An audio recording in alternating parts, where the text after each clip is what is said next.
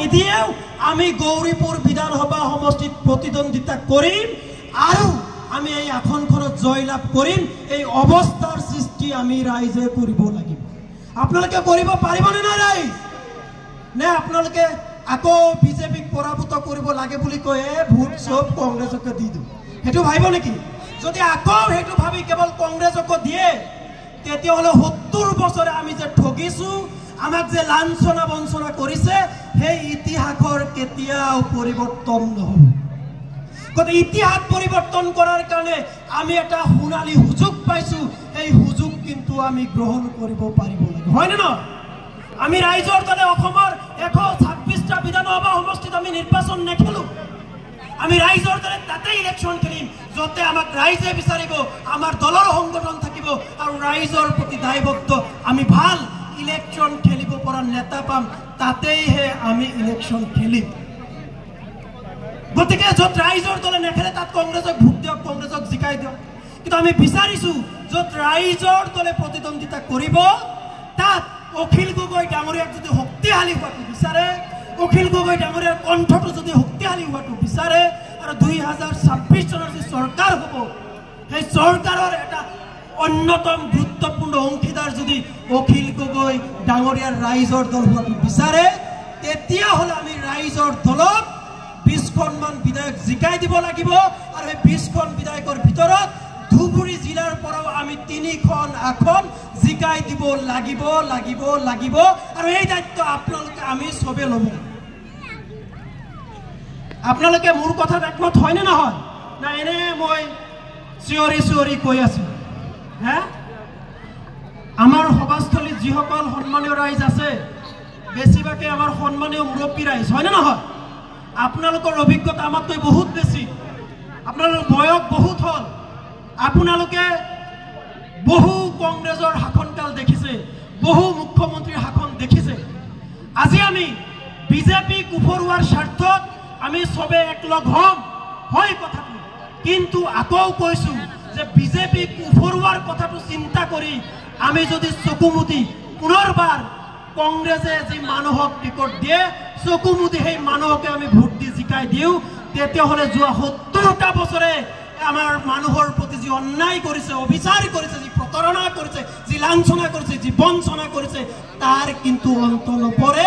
এই কথাটো কিন্তু আমি চবে ভালকৈ বুজি লোৱাৰ প্ৰয়োজন।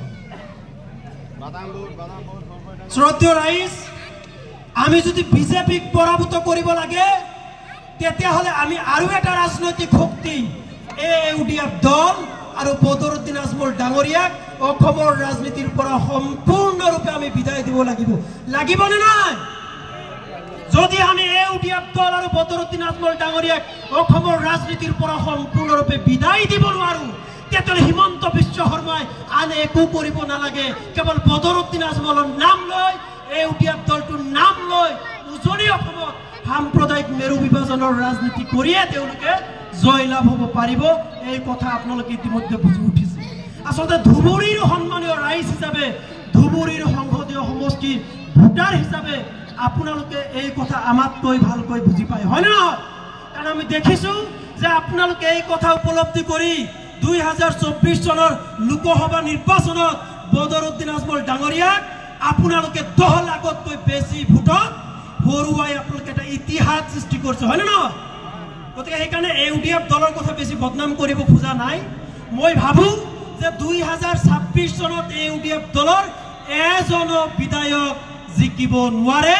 2026 চনত AUDF দলটো ইতিহাস হ'বলৈ গৈ আছে। নে আপোনালোকে ভোট দিব? AUDF দলক আপোনালোকে ভোট দিব নেকি ৰাইজ? নিশ্চয় আপোনালোকে নিদিয়ে। সেইকাৰণে মই কংগ্ৰেছৰ কথাটো অলপ বেছিকৈ কৈছোঁ যে আমি 70টা বছৰে কেৱল কংগ্ৰেছক ভোট দি দি চৰকাৰ বনাইছো। আজি 70টা বছৰ আগতে আমাৰ যি সমস্যা আছিলে আজিও আমাৰ সেই একেই সমস্যা আছে। সেই সমস্যাৰ সমাধান কিন্তু হোৱা নাই। কংগ্ৰেছক আমি বহুত সোৱাদ দি দেখিছো, কিন্তু অখিল গগৈ ডাঙৰীয়াক আমি ক্ষমতাৰ সোৱাদ দি পোৱা নাই। পাইছো নেকি ৰাইজ? এতিয়ালৈকে অখিল গগৈ ডাঙৰীয়া ক্ষমতাৰ অংশীদাৰ হোৱা নাই। অখিল গগৈ ডাঙৰীয়া যোৱা 20টা বছৰে কেৱল অসমৰ ৰাইজৰ সমস্যাক লৈ আপোচিন বা সংগ্ৰাম কৰি আহিছে আৰু আপোনালোকৰ কাৰণে আমাৰ কাৰণে আপুচিনভাৱে সংগ্ৰাম কৰি অহা কাৰণে অখিল গগৈ ডাঙৰীয়াৰ বয়স মাত্ৰ 50 বছৰ। এই 50 বছৰ বয়সত তেখেতে 34 বাৰ কাৰাবন্দী হ'বলগীয়া হৈছে, 34 বাৰ জেলত গৈছে। কাৰ কাৰণে গৈছে ৰাইজ? আপোনালোকৰ কাৰণে, আমাৰ কাৰণে গৈছে। অখিল গগৈ কোনো অপৰাধী নহয়, কোনো চোৰ ডকাইত নহয়, হয় নেকি? কিন্তু এই যে 34 বাৰ তেওঁ জেলত গৈছে, একমাত্ৰ আপোনাৰ কাৰণে, আমাৰ কাৰণে সংগ্ৰাম কৰি তেওঁ জেলত যাবলগীয়া হৈছে। 34 বাৰ নহয়, আপোনাৰ কাৰণে, মোৰ কাৰণে কষ্ট কৰি সংগ্ৰাম কৰি মাত মাতি এবাৰ জেললৈ যোৱা অন্য কোনোবা নেতা অসমৰ ৰাজনীতিত আছে নেকি? সেই কথাটো আপোনালোকে বিচাৰ কৰি চাওক, নাপাব। অন্য কোনো এজন নেতাও নাই। গতিকে আমি যিজন ব্যক্তিয়ে নিজৰ জীৱনৰ সকলো উৎসৰ্গা কৰি নিজৰ পৰিয়াল, নিজৰ স্বাচ্ছন্দ্য জীৱন সকলো ত্যাগ কৰি কেৱল আপোনালোকৰ কাৰণে, আমাৰ কাৰণে এই আজীৱন সংগ্ৰামী জীৱন বাছি লৈছে, আজীৱন সংগ্ৰামী জীৱন বাছি লৈছে, তেনেকুৱা ব্যক্তিৰ লগত আমি